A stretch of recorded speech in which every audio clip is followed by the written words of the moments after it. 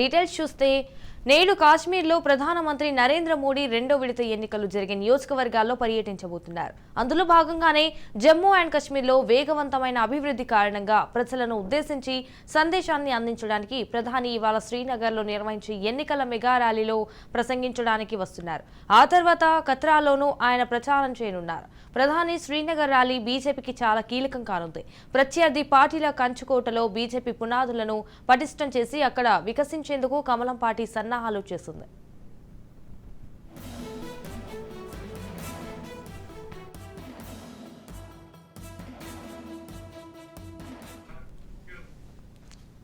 అలాగే జమ్మూ డివిజన్లో బలంగా ఉన్న బీజేపీ కాశ్మీర్లోని గురేజ్ కర్నా, షోపియాన్, హగ్బగదల్, పహల్గాన్ అసెంబ్లీ స్థానాలకు కైవసం చేసుకునేందుకు సన్నాహాలు రచిస్తోంది.